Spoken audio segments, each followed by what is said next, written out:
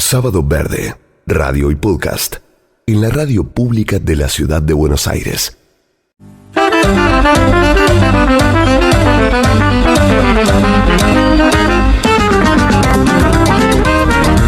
El litio es un mineral considerado por algunos sectores como un recurso estratégico para la transición energética, un insumo clave para la producción de baterías que alimentan vehículos eléctricos y otros dispositivos móviles que van a resultar fundamentales por la capacidad de almacenamiento de energía a partir de fuentes renovables.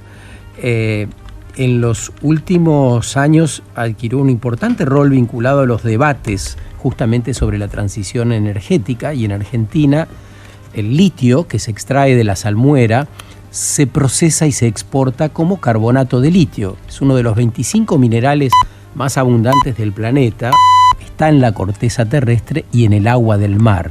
Los yacimientos de Argentina están en las salinas de Catamarca, Jujuy y Salta. Somos el segundo país con mayores recursos y Argentina es el cuarto productor de litio con el 6,2% de la producción mundial. Estamos detrás de Australia, produce el 54%, después viene Chile con un 24% y China el 14%. En la región de La Puna, ubicada en el noroeste argentino, están las Salinas Grandes y la laguna de Guayatayoc. Ahí habitan más de 30 comunidades originarias pertenecientes a los pueblos Coya y Atacama, quienes comparten y hacen uso del mismo territorio bajo forma de propiedad y posesión comunitaria. La llegada de empresas y funcionarios a sus territorios ha puesto en tensión a esa cultura milenaria. Verónica Chávez vive al pie del Nevado del Chañi, el cerro más alto de los Andes jujeños, y preside la comunidad Santuario de Tres Pozos. Es la defensora más conocida de esa cuenca. Cuando llegaron las empresas, cuando llegó el gobierno entregando nuestro territorio, no nos hicieron la consulta. Y el convenio 169 dice bien claro que nosotros tenemos que ser consultados porque somos seres humanos igual que los gobiernos, igual que las empresas. Vienen presentando amparos y demandas desde hace mucho tiempo. El gobierno de Jujuy y también el nacional siguen avanzando de todos modos y anunciando grandes inversiones. Hasta el 2011 habían vendido, dice Verónica Chávez, 11.000 hectáreas sin haber consultado a los pobladores que lo habitan ancestralmente.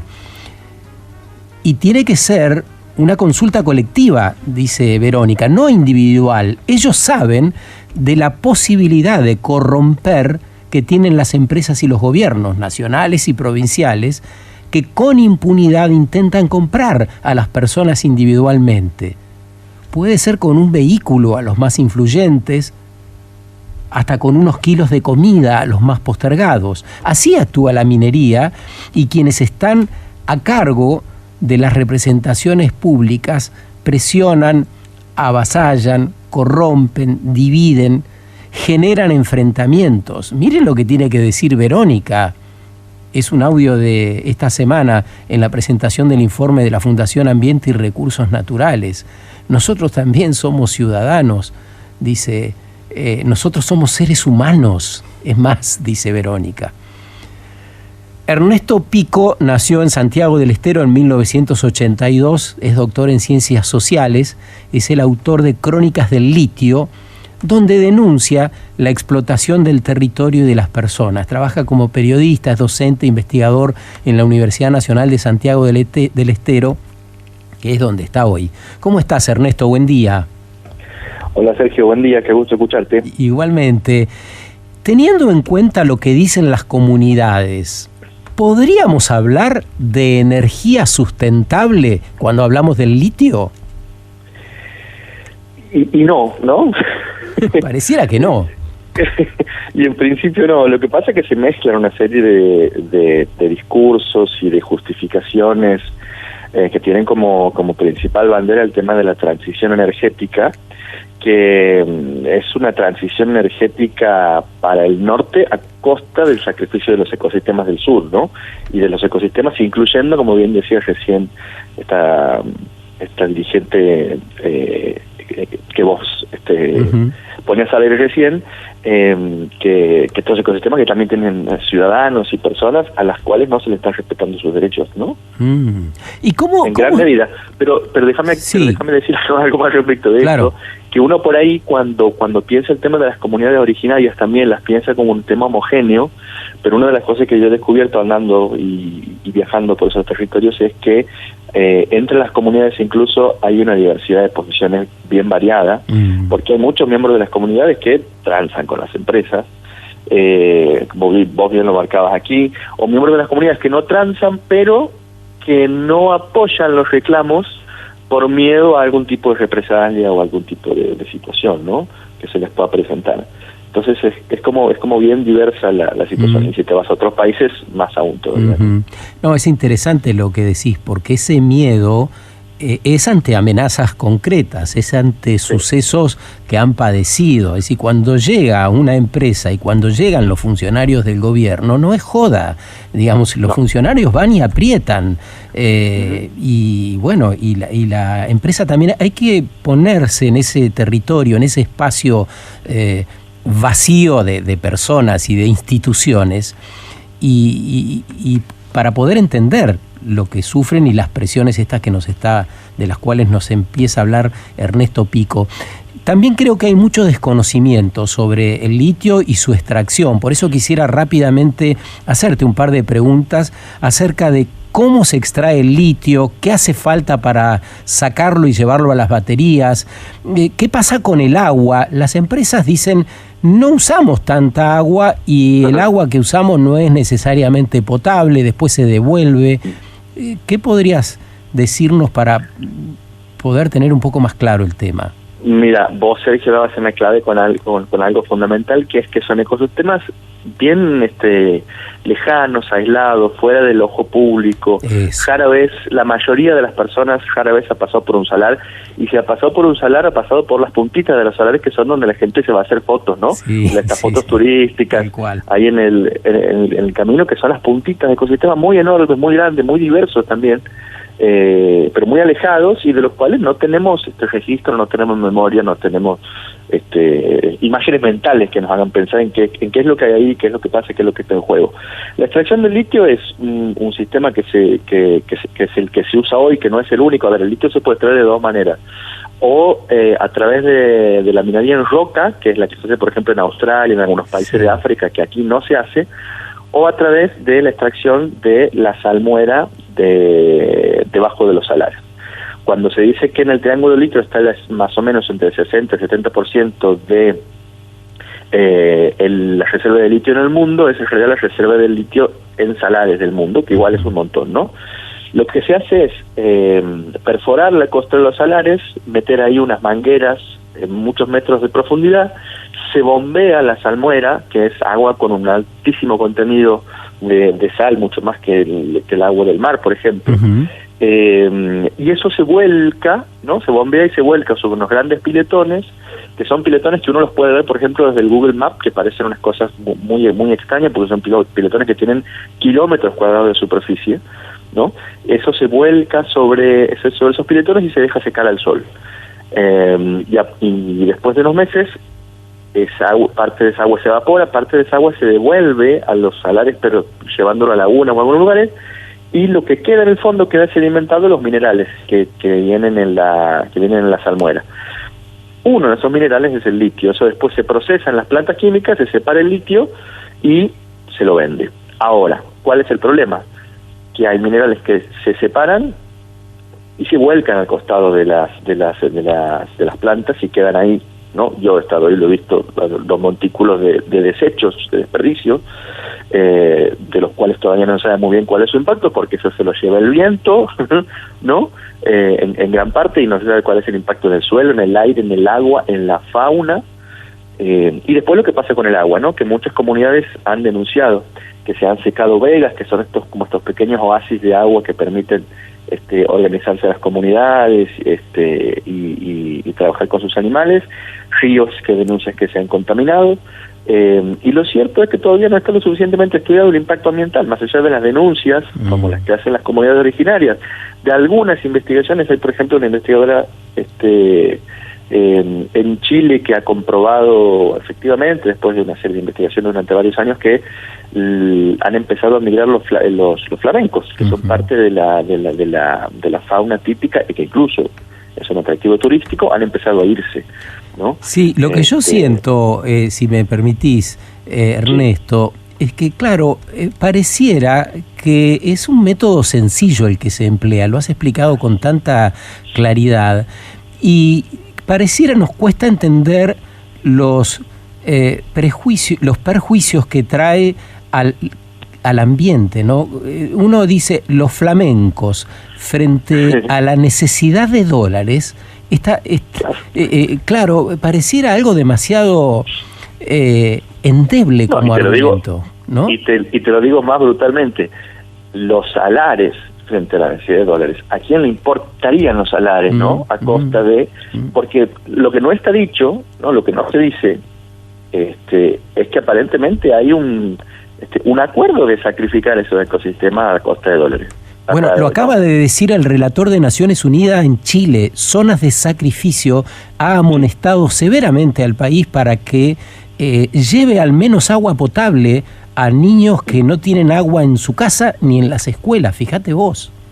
Sí, porque esa es otra de las cosas que pasa con las empresas que llegan a estos territorios donde vos decías muy bien, son ecosistemas donde hay ausencia sobre todo de institucionalidad. Eso. ¿No? Son lugares donde aparentemente no llega el Estado en muchos casos. Entonces llegan las empresas y dicen, bueno, si ustedes aceptan, nosotros le vamos a hacer un caminito, le vamos a hacer una escuela, le vamos a dar trabajo temporario o un poco más.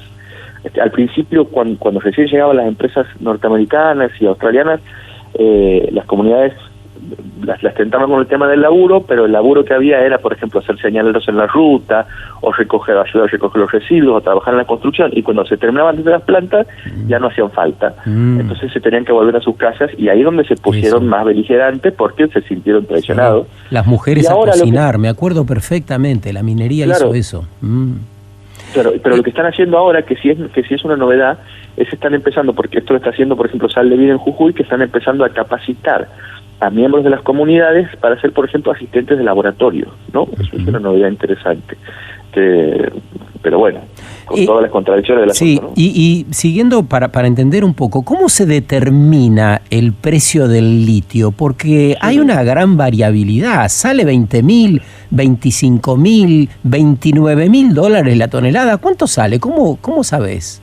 Mirá, ese es el gran problema, porque alguna vez alguien había hablado de la posibilidad de hacer una OPEP del litio, ¿no?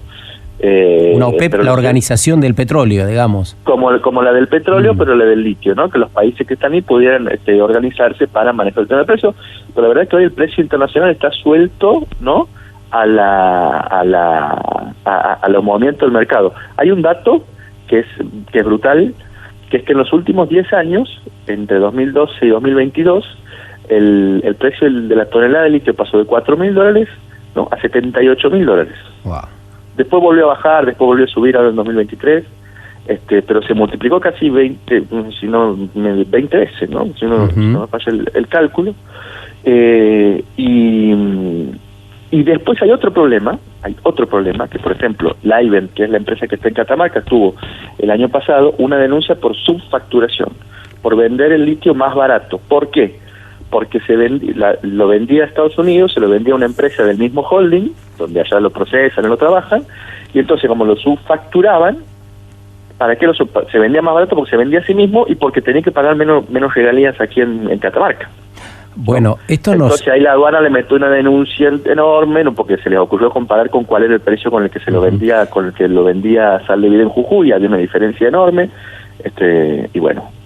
Bueno, esto nos lleva a seguir con la noticia de último momento, esta gran fusión entre Livent, esta empresa que vos mencionás, y Allkem, que es la australiana. eran las dos grandes empresas que operaban en la Argentina. Se acaban de fusionar. ¿Esto implica que además de todo hay monopolio? Mira, hay como 20 empresas que operan en la Argentina y están operando en distintos momentos del desembarco y de la producción del litio, ¿no? Vos sí tienes hoy dos grandes empresas que extraen litio hace algunos años, Livent, que lo hace desde el 97, y Sal de Vida, que lo hace desde el 2010, si no me falla. Livent es una empresa estadounidense que está hace muchos años que le echaron de Estados Unidos en la década del 70 por denuncia por daño ambiental. Intentó venirse a Bolivia en los 90, lo volvieron, le echaron una patada y terminaron viniendo y estacionándose aquí en Catamarca en medio de los 90, ¿no? Cuando Sadi les abrió la puerta a ellos, junto con la gente de Minera La Lumbrera y un montón de otra gente más. Ese es Livent, que está en Catamarca. Y en Jujuy hay una empresa que es una mezcla, tiene participación de distintas empresas, que una es Orocobre, que es una australiana, después está Gense, que es una empresa estatal de Jujuy, y Toyota, ¿no? Que es lo que está pasando, que es que las automotrices se están metiendo, ¿no? a formar parte del capital de las empresas de litio para asegurarse provisión y mejor precio, ¿no? Pero ahora, no son diferentes, digamos, todas responden a Alken, estas que está citando en el final. Ahí te cuento, porque Alken es una fusión. Alken es una fusión que se hizo, no sé si el año pasado o el anterior, una fusión entre Orocobre, ¿verdad?, que es la australiana, y Galaxy, que es la otra empresa. Si vos vas por el Salar del Hombre Muerto, vas a ver los cartelitos, además de ver la planta de Livent, en el Salar del Hombre Muerto vas a ver los cartelitos de Galaxy que está explorando en la zona, ¿no? Los postecitos con el logo de Galaxy, que es otra empresa. Se fusionaron primero Galaxy con Orocobre y formaron Alken, ¿no? Pero Alken es un nombre que es más administrativo que público, porque siguen usando los nombres de fantasía de Galaxy y de Orocobre. Son los logos que vos ves en el terreno. Esta fusión de Alken con Livent, efectivamente, en el presente produce una situación de concentración monopólica y es una de las 5 compañías más grandes del mundo que se dedican al litio, y es la única que no es China.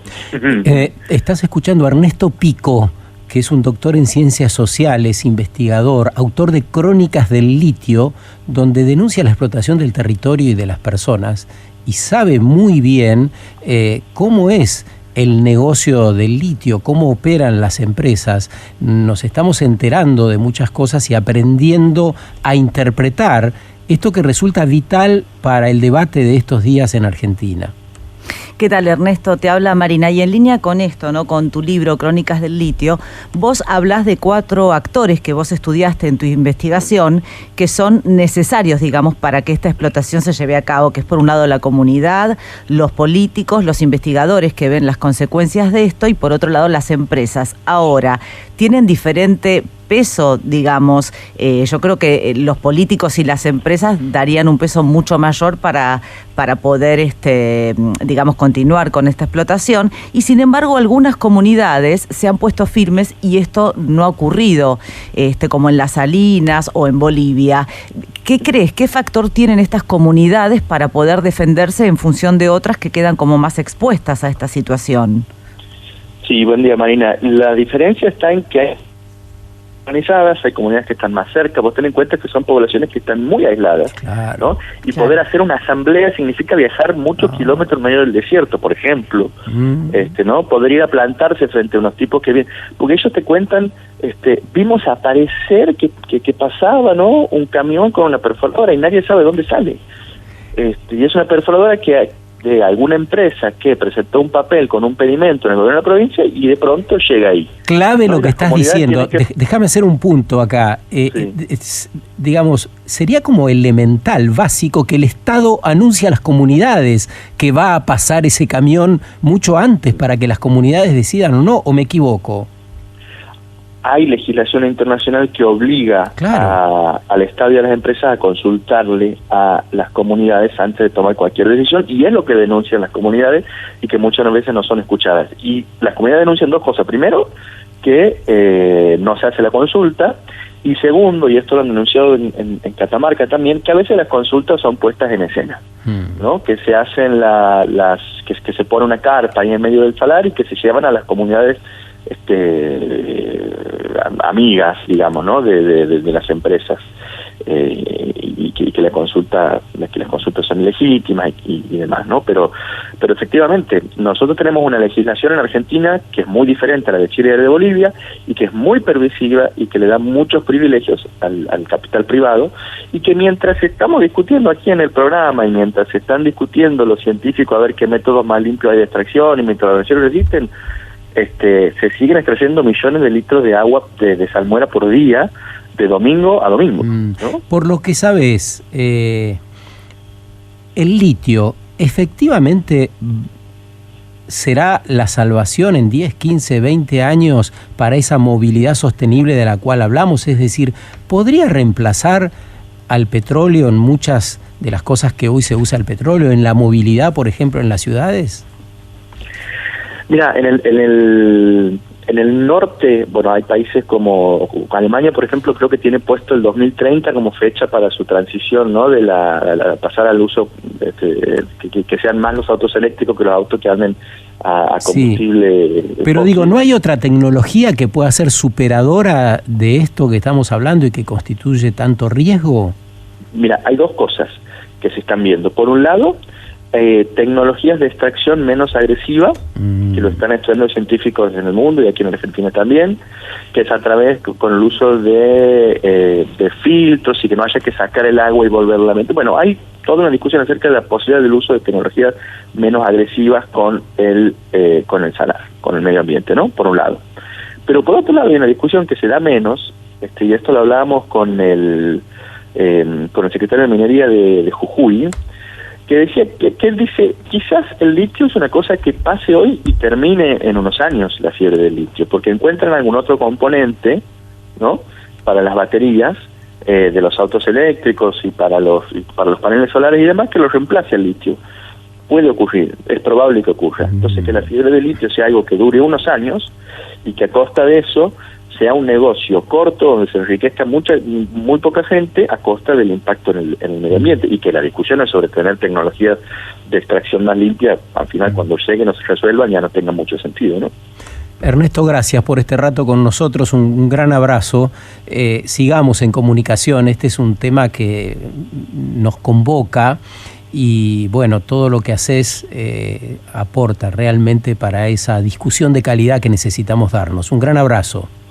Un abrazo, que estén muy bien, un gusto. Adiós. Ernesto Pico, autor de Crónicas del Litio, es periodista, docente e investigador en la Universidad Nacional de Santiago del Estero. Miren, volvamos a esta Verónica Chávez del Arranque. Esto decía en la noche de Buenos Aires esta semana, frente a un auditorio de personas interesadas en el ambiente que habían ido a escuchar un informe ambiental. Decía Verónica, lo que sabemos es cuidar a nuestras ovejas. Valoramos el agua porque sin agua no podemos vivir nosotros ni nuestras ovejas. No queremos la explotación del litio en nuestros territorios. Queremos vivir en paz. Queremos el territorio sano como dejaron nuestros abuelos. Dulce y sencillo. Así habló Verónica. Verónica Chávez, defensora de los y las que viven en la cuenca del litio frente a este auditorio en Buenos Aires. Las comunidades tienen claro que no quieren que el territorio que habitan sea una zona de sacrificio. Quieren vivir tranquilas y sienten que están en riesgo. Saben que no van a poder comer baterías ni dólares. Esos dólares tampoco les llegarán a ellas con la profusión que se declama. Y además, esto es muy interesante, lo que hizo Verónica en Buenos Aires fue aclarar que ellos no tienen la solución para una transición energética. Resulta improcedente pedirles semejante cosa.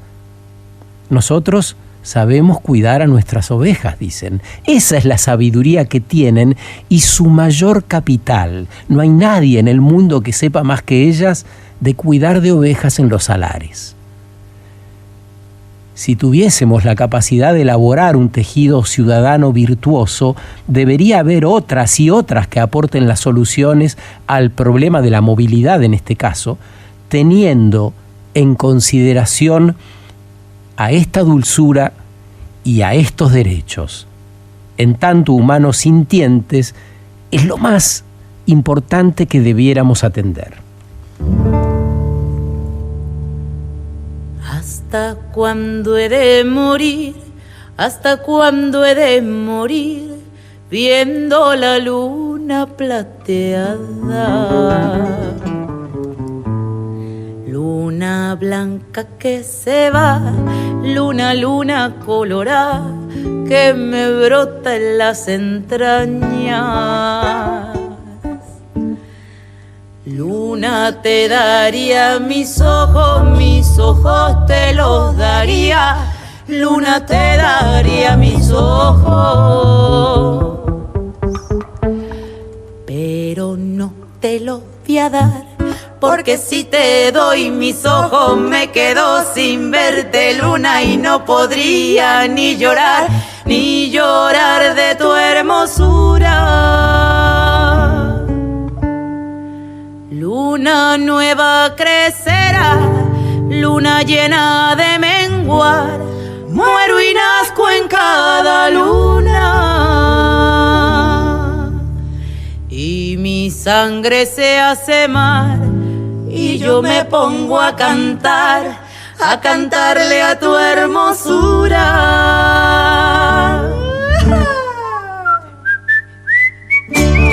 Sábado Verde, episodios semanales en la radio pública de la ciudad de Buenos Aires.